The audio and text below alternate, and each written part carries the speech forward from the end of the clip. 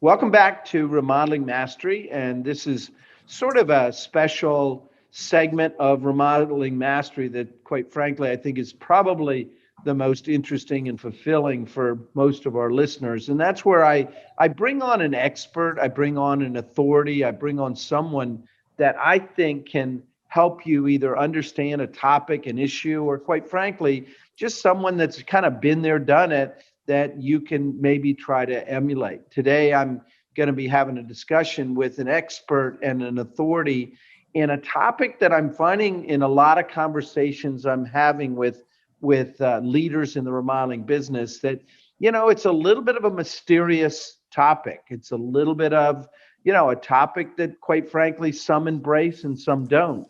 And that's the whole kind of subject of profiling or kind of understanding who is this person kind of behind the curtain. So my guest and certainly conversation today is with Jeff Miller. He is the leader and certainly the chief within the JM Consulting Alliance.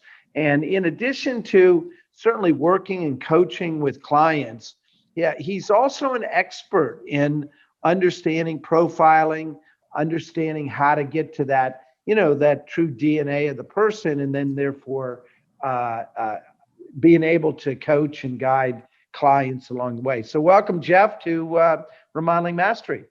Hey, Mark. Thanks for having me. Good to see you again. Yeah, absolutely. So let's dive right into it, and I kind of like to, start at a very broad level. And that is, this whole notion of profiling, and, it almost sounds like it's some sort of a detective thing. What can you give us kind of a little bit more the summary of what it's all about and maybe trying to understand a little bit about the science itself. Sure. So, first of all, it goes back really into the 1920s where people start talking and thinking about how do you evaluate. The term wasn't human intelligence, but human behavior. And certainly, within the workplace, how do you maximize that? Not in terms of just for the sake of profitability, but how do you understand the people? And then as we moved into the 40s and 50s and 60s and the whole psychological aspect of it bloomed, I think one of the easiest ways of understanding the importance of it, and then we can get into more detail, is if we picture the old iceberg, right? When the Titanic hits it, it hits the bottom, not the 20%. And the 20% is what we see. The 20% of the decisions that people make and the actions that they take. But everything that makes that up are the things that any good assessment is designed to uncover. What motivates your people? What are their beliefs? What are their behaviors? What are their skill sets? And those are any good assessment, whether it's 4-quadrant personality like DISC, or it's something based more on psychometric testing, which is more science-based, is designed in order to help you make those determinations. And then how do you use that not only in the hiring process, but then even more importantly, within the organization, utilizing and maximizing talent. So I think, certainly the use of assessments now have become prominent. And I think it's an amazing tool. It's an amazing tool. Yeah, when I was first exposed to this, I quite frankly, I thought it was a little bit gobbledygook, and therefore, especially as it relates to like salespeople and all of that, I didn't quite understand it. And then I remember the fella that represented this particular profiling kind of technology. He shared a story. Certainly, it was an appealing story that helped me to really get it. And what he said was, he said back in World War II, the Canadian government was actually losing a lot of pilots in the war. And they were looking at kind of why were they losing so many pilots? And they were realizing that the young men that would come into training, they would just throw them into a generic pilot training. However, some pilots they realized were much, much better as fighter pilots versus bomber pilots. Mm-hmm. And by adding this filter that really helped to understand a little bit more about their DNA. Was this person, someone that had a higher level of dominance or willing to take more risk or willing, or the flip side of it, much more of a collaborative, team oriented kind of DNA? It helped to put the pilots in the right seat. And as they finished out the war, they were losing a lot less pilots and less young people dying. And I know as a, certainly a leader in business and growing a fairly significant business, where this really became powerful is, to your point about the iceberg, Jeff, you oftentimes see certain things in an interview that in fact there's so much more to the story behind the curtain, and you don't know that that's going to be the case until kind of the true colors come out 2, 6, even a year into the relationship. And so help us understand a little bit more maybe about the science of it. I know we call it science, but it's kind of mysterious because you can get these things revealed through an assessment test. Yeah, so I think in the world of assessments, there are two camps, if you will. One is more behavioral in terms of being based on 4-quadrant personality, where it's just taking different personality types and segmenting them. So the most famous of that would be DISC, right? Dominance, influencer, stable, and compliance. Then there are assessments that are more science-based. They're psychometric. So they're more concerned with the theory and technique of psychological measurements, and then how do you apply that to behavioral aspects and thinking styles and occupational interest. Can you give us an example of the psychometrics in terms of how it might reveal something that's a little bit more tangible? Sure. So for instance, so one of the assessments I use called Profiles XT, which it's psychometric and a base thinking style, behavioral and occupational interests, and all in all, 20 core competencies. But it's breaking them all into isolation, and then other reports connect the dots.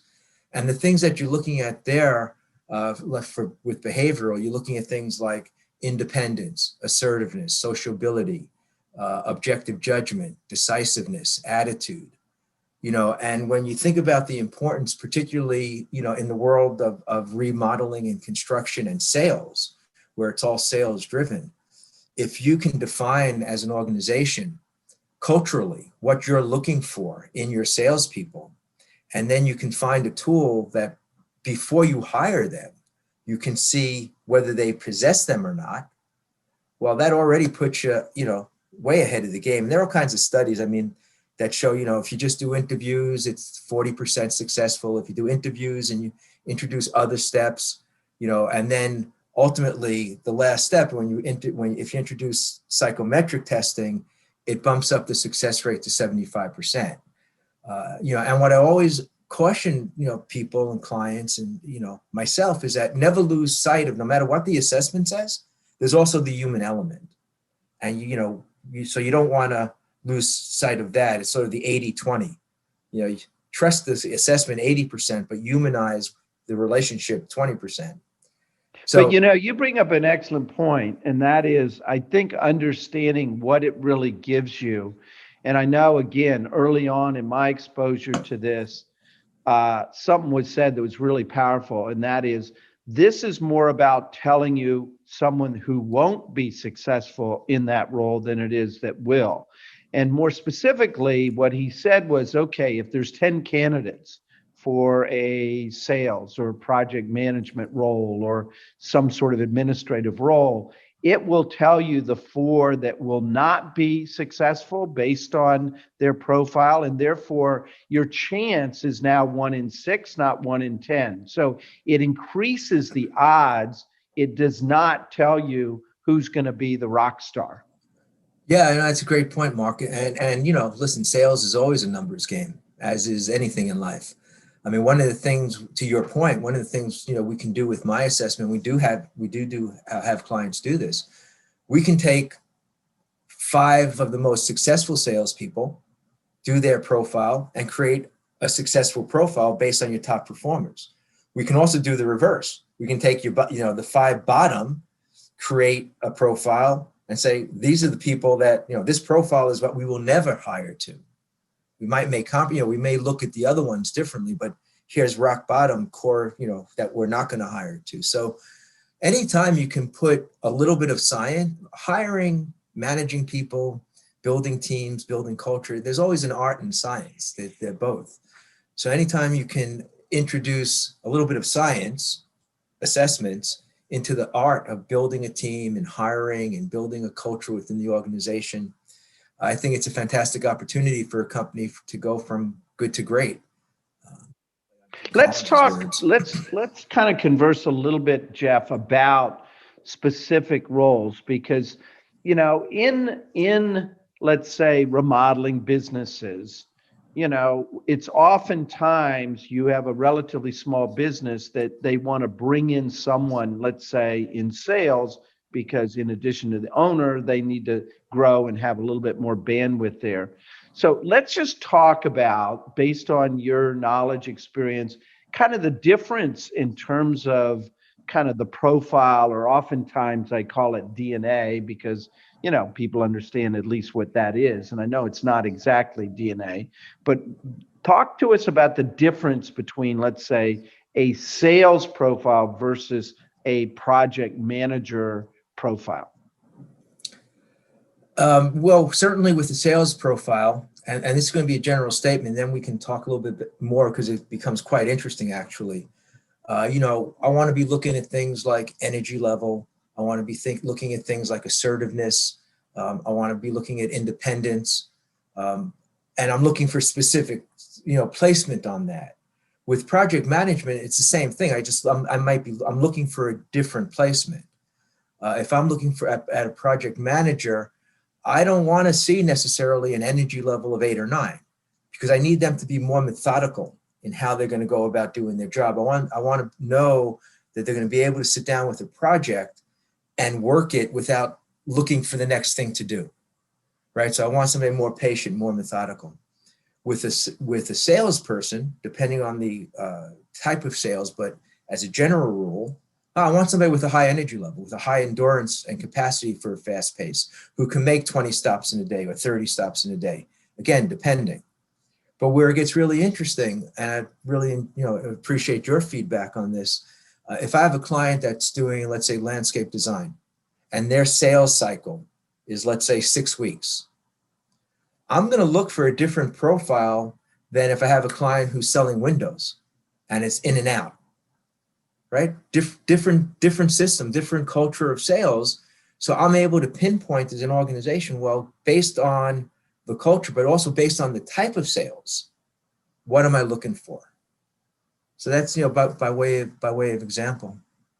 Yeah, and I think also, just to expand on that a little bit, and everyone obviously they kind of been exposed to the topic, but what I find with a lot of owners, especially, it's almost like a software in a way. They only use 20% of what they can do with Buildertrend, or 20% what you can do with QuickBooks. That if you can go deep enough, and I'm not talking about get your master's degree, because obviously you've got experts like yourself that you can kind of weave in to help you understand certain things. But if you can go deep enough, you can really start to understand not just picking the right person, but how do you go about coaching them to be successful? You can look at your profile and their profile and find ways that you can communicate better. You can look at your profile, like this company in Rhode Island I work with, they have profiles of all their folks.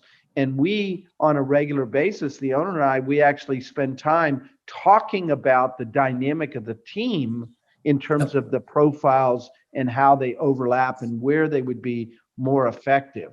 But just like the example with other software, that if you just, to your point about even the iceberg, if you're just at the tip of the iceberg and not going a little bit below the water, you're really, I think it remains kind of mysterious. And usually it's something that's mysterious, you end up bailing on it and then making mistakes. Well, and I think usually, to your point, Mark, when people are when they're making things mysterious, it's because they're trying to protect something. Like they're afraid to give away the secret sauce. And my sense is that if you have a tool that can give you a lot of valuable, useful information that really is easily understandable, why overcomplicate it? So what I'll do with my clients, for instance, depending on the size of the company, but one of my larger clients, we've probably assessed, forgetting about in the hiring process, but just amongst the C-suite, 30 people, 25 to 30 people. And I regularly run team reports based on everybody. That entire team of 20 or 25 or 30, here's where everybody is. And we'll get together and spend 2 hours as a team just talking it through, and not in highfalutin scientific language. It's like, okay, well, it says that so-and-so is overly assertive, and that might play out by shutting down other people's opinions. Is that playing out at all? And we have a conversation around it without the drama, without the accusation, without this, all that stuff of feeling accused, because it's all good stuff and it's all objectively placed. So it's not meant to, all it's meant is to grow the organization and to grow the individuals in a positive way. So yeah, your point is spot on. There's so many good uses of 80/20 in that, you spend 80% of your time on 20% of the people. You have 80% of your revenue come from 20% of your people. So, one of the conversations I often have, and you probably do as well, Jeff, with, some of your clients that you work with, is when there's either an individual or a couple of individuals struggling in sales, one of the first questions I will ask if it's a relatively new relationship is, well, have you profiled them? And they will oftentimes say no, or he and haw, yeah, we did it, but it was 2-3 years ago or whatever. And then my follow-up to that is, before we invest kind of more poker chips into kind of a prescription or remedy, let's at least see where we stand. Because if that person's profile is not what it should be, then you probably want to look for another seat in the bus or an exit strategy, and not try to fix something that fundamentally shouldn't even be fixed. Any comments, experiences in that regard? Yeah, so it's a little bit of a spin or veer off of what you're saying, but it's along the same track. Client of mine, we had a person in sales. They invested a fair amount of time and energy with him, and he was doing okay, but the sense was that he just wasn't hitting potential. So when I came in, one of the first things we did was we did work the assessment with him, and one of the things that came across was that his sociability, interaction with people, was extremely high. It was like an 8 or a 9, which sometimes you think, well, we want that in a salesperson, the gift of gab. So I went out sometimes. So I went on a couple of sales calls with him just to sort of observe it. And when we got back, clearly what was happening was he was talking and interacting so much, he was missing all the buying signals. He was so busy about asking about, the weekend, or to see the football game, or how the kid's doing. And, when people were ready to say, that's great, but let's get down to business, he kept on going. So that was a situation where he was open to the coaching, and he had the basic sales skills. That was just one piece. So by making that one piece, he went from being the 6th salesman in the company to the number 2 salesperson. You don't always have that kind of success, but if there's something available that could put you into that position, why not take advantage of it? And to your point earlier, which I think is really critical, is, we have all these tools, but we only use 20% of it. And that's because we're so busy moving on to the next thing. It's like, slow down sometimes in order to speed up. I think you taught me that. Well, going back to some of these different tools, and maybe we can help our listeners understand them a little bit better. I feel at least like, okay, there's a couple of the tools I feel pretty literate and can converse in, but then there's others that are kind of cousins. But then there's others that, like going to a doctor, you can get pretty serious MRIs that tell you a lot more. talk to us a little bit about, all profiling systems are not created equal. And, Jeff, without getting too much into the kind of technical elements of it, how can you kind of articulate, let's say, the difference between, let's say, a DISC or a McQuaig versus Mhm. some of the other tools that allow you to go much deeper? Well, again, psychometric testing will always go deeper than personality testing. Both have their place. So But DISC you would classify more as personality yeah, based. that's it's a 4 quadrant personality where, and there are others like Myers-Briggs, and there are all kinds out there, fish, horse. I mean, it's, people are having all kinds of fun with it, which is great. But the bottom line advice I would give, if you're using it either as a hiring tool and or talent evaluator, growing your people tool, make sure that it's accredited and that the accreditation is current. For instance, the one that I use, because we can use it legally in the hiring process, it has to have accreditation, but from Department of Labor, which means every 3 to 5 years, the science has to be updated. And there are assessment tools out there that purport to be, state of the art, but they haven't been accredited in 20 years. So that would be my first piece of advice, Good is advice. that they're accredited. And then beyond that is, kick the tires. So see what's out there, see what's comfortable for you as the business owner or as or the man, the person who's going to be working with the sales team or team make sure the language, you're comfortable with the language, you're comfortable with your understanding of it, you're comfortable with the people, the vendor themselves who's going to be working with you on it. There are so many assessments out there, but the accreditation is my number one advice above and beyond everything else. Just make sure it's current. And again, I go back to this, a lot of people only get into kind of the tip of the iceberg or 20% into it. Some of the better companies, I will say, that I interact with, they use it not only to your point about, hiring and recruiting, but they also make it an interactive part of the coaching. And the only way to make it an interactive part of the coaching is having the individual understand their profile just as much as the coach or the boss understanding it. How Oh, would you absolutely. recommend, engaging or conversing with your team member utilizing a profiling tool? Yeah, I mean, for instance, so again, just from my own personal experience, because that's what I can best draw on. When we do assessments, for instance, in the hiring process, if that person is hired within the first month, once they're, onboarded, I'll sit down with them one-on-one and go over their assessment with them, and we'll start coaching it from that point on. I always encourage team members to be sharing the information. That's why we have the team reports. We have managerial reports that we can create. Based, Mark, you're my manager. Well, here's your assessment. Here's my assessment. How best to manage me. But we don't keep it a secret that only Mark knows. Jeff knows it too, and we sit down and talk about it. So this is all great information, and why not use it? Because it can only help further personal growth, which therefore translates to department growth, which translates to company growth.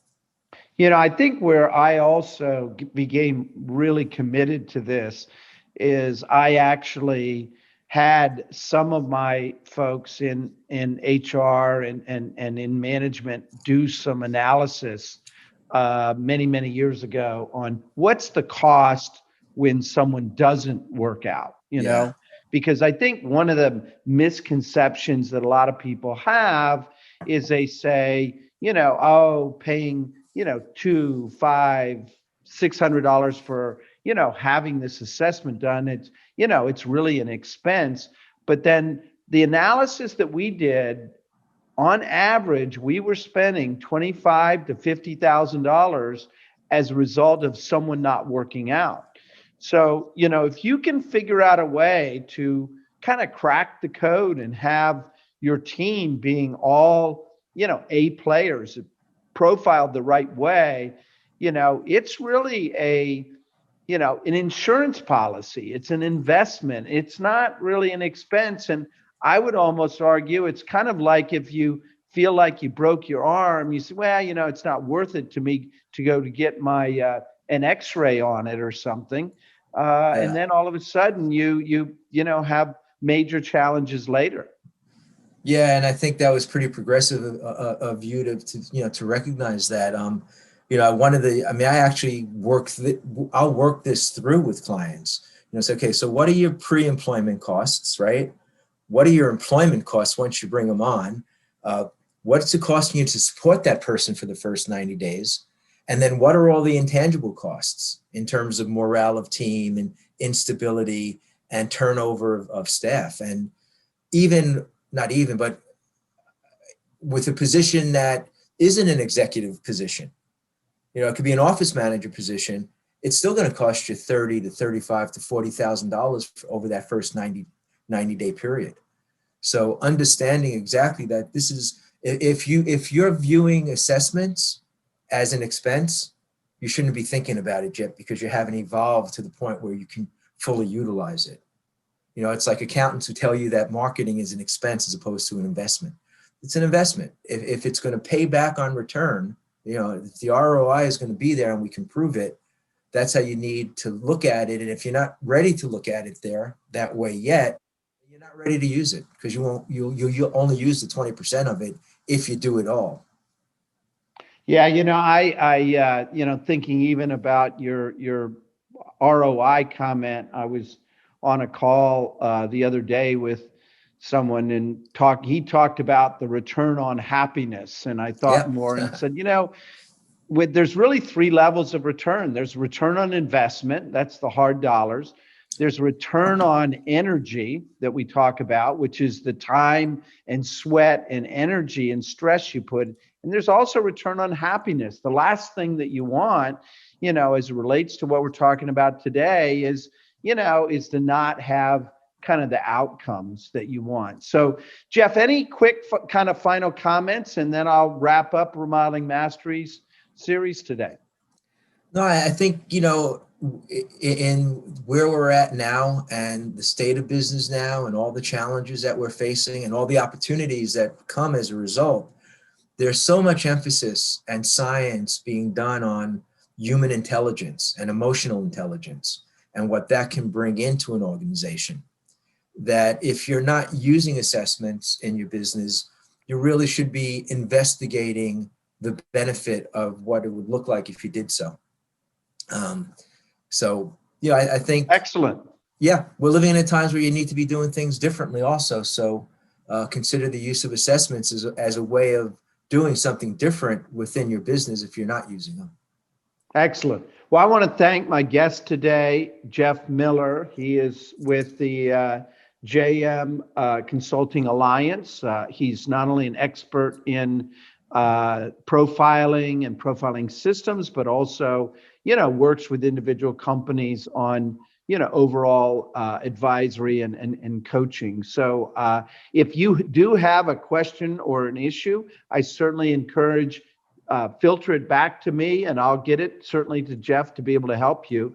But also, I want to thank my supporters with Remodeling Mastery, with NARI, the National Association of the Remodeling Industry, as well as Professional Remodeler, and all of my friends there, and certainly my friends at, Engage and Surefire and Leap and others that, are certainly very supportive of taking your business to the next level. So take care, everyone. Thanks, Mark. Yeah, thank you.